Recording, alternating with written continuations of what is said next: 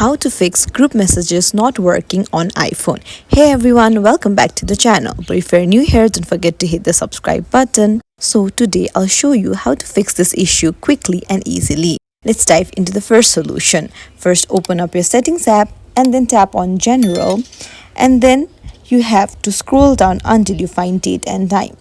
There, make sure set automatically is toggled on. If it's already on, try toggling it off and then back on again. Once you're done, check if your group messages are working now.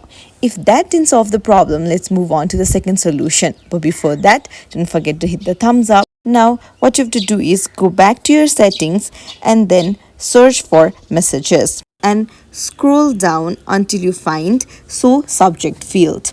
So toggle it on and also make sure that both MMS and SMS options are also toggled on.